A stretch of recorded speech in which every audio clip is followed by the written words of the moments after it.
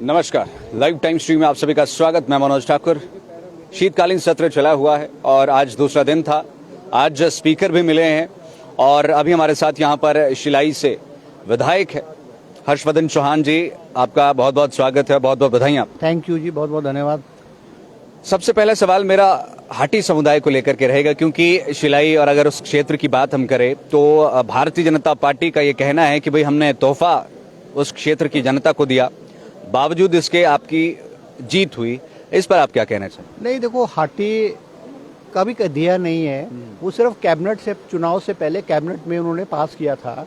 वो पार्लियामेंट में से जब वो पास होगा उसको तब माना जाएगा।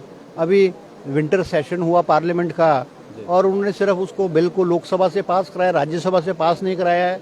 तो निश्चित रूप में इसमें राजनीति नजर आती है। अगर अगर अगर उनकी नीयत इसको पास करने की होती तो जब लोकसभा से करा लिए तो राज्यसभा से क्या प्रॉब्लम थी। मगर उसको लटका के रखना और एक, मुझे ऐसा लगता है वो सोचते हैं कि 2024 के लोकसभा चुनाव में इसमें को लाभ लेने की कोशिश करेंगे और ये लाभ कोई विधानसभा के चुनाव में नहीं हुआ है। ट्रांसगिरी क्षेत्र की जितनी भी कॉन्स्टिट्यूंसीज है, चाहे शिलाई है चाहे रैनका है, कांग्रेस जीती है। और राजगढ़ वाली भी जो पछाद वाली भी सीट कॉन्स्टिट्यूंसी है वो भी they have von just because of the independent, otherwise वो हार जाने थे। अगर कुल वोट का परसेंटेज जोड़ा जाए तो कांग्रेस की 31,000 है और बीजेपी की 21,000 है। तो ये कोई हाटी वाला जो मुद्दा है वो ट्रांसगिरी में चला नहीं है। अच्छा सर, यहाँ पर कल के दिन को लेकर के बात करेंगे। वॉकआउट विपक्ष के द्वारा किया गया। उनका कहना है कि डी नोटिफिकेशन कर दी गई विदाउट रिव्यू किए।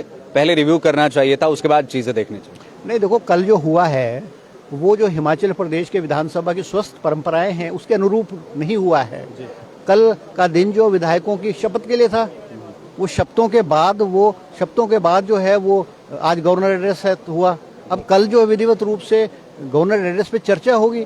भारतीय जनता पार्टी कोई भी इशू, चाहे नोटिफिकेशन को इंस्टीट्यूशन की डी नोटिफिकेशन की है और इशू है, वो कल चर्चा में कर सकते थे। मगर जिस दिन शपथें होनी है उस दिन को भी आप राजनीतिकरण कर रहे हो तो ये तो शर्म की बात है। ऐसा नहीं करना चाहिए था उनको। इस सदन में हमारे स्पीकर साहब बने हैं, मौका मिलेगा, बहुत मौका मिलेगा इश्यूज को उठाने का।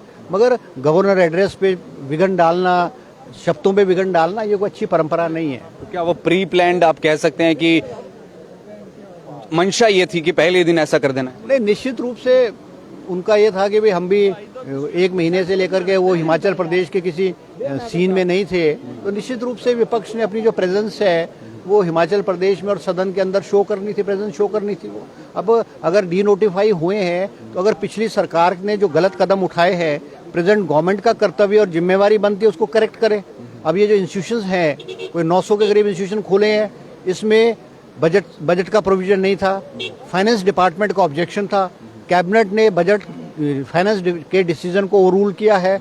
और सबसे बड़ी बात है इसमें जो स्टाफ का कोई प्रावधान नहीं किया गया हुआ था और प्रावधान नहीं किया गया था। एक इंस्टीट्यूशन को खोल दिया, दूसरे इंस्टीट्यूशन से उठा करके स्टाफ डाल दिया। वो पहला इंस्टीट्यूशन भी नहीं चल रहा था, वाला इंस्टीट्यूशन भी नहीं चल रहा था। तो मंत्रिमंडल ने, मुख्यमंत्री जी ने उचित समझा कि इसको डी नोटिफाई किया जाए और जहां पर जनता की मांग होगी, पैरामीटर को वो फुलफिल करेगा, वह दोबारा से सरकार इंस्टीट्यूशन को खोलेगी। अंतिम प्रश्न मेरा, शिलाई अगर क्षेत्र की बात करें, विधानसभा क्षेत्र की बात करें, उन्होंने बेहद प्रेम आपको दिया है और लगातार बार आपको विधायक बनाकर भेजा है। इस बार उम्मीद लगाए बैठे हैं कि कुछ बड़ा आपको मिलेगा। तो अगले 5 सालों में आप उस क्षेत्र के विकास को किस तरह से देखें? नहीं, निश्चित रूप से मैं धन्यवाद करना चाहूँगा शिलाई की जनता का, जिन्होंने मुझे 6ठी बार विधानसभा में भेजा है। और इसलिए भी भेजा होगा कि मैंने ईमानदारी से, सच्चाई से क्षेत्र का काम किया है। और मेरी प्राथमिकता रहेगी कि सड़कों का सुधार हो, पीने की पानी की स्कीमें बने।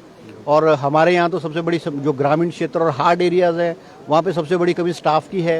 हॉस्पिटलों में डॉक्टर नहीं है, पैरामेडिकल स्टाफ नहीं है, स्कूलों में अध्यापक नहीं है। हमारी प्राथमिकता रहेगी जो भी इंस्टीट्यूट्स खुले हैं वहाँ पर जो है स्टाफ जो है वहाँ पर निश्चित रूप में जाए। बाकी तो छोटी मोटी जो समस्या है, पानी की, बिजली की, स्कूल्स की, निश्चित रूप में मैं कहूँगा जिस आशा और विश्वास से शिलाई की जनता ने मुझे भेजा है, हम उसको निश्चित रूप को है पूरा करेंगे। कुछ बड़ा यदि सरकार की तरफ से आपको मिल जाए, कोई बड़ी चीज, तो आप उसको खुले दिल से एक्सेप्ट करेंगे? नहीं, तो मुख्यमंत्री की प्रेरोगेटिव है, वो किसको क्या जिम्मेवारी देंगे उन पे है। और जो भी जिम्मेवारी मुख्यमंत्री देंगे हम उसको एक्सेप्ट करेंगे और पूरी निभाएंगे उसको।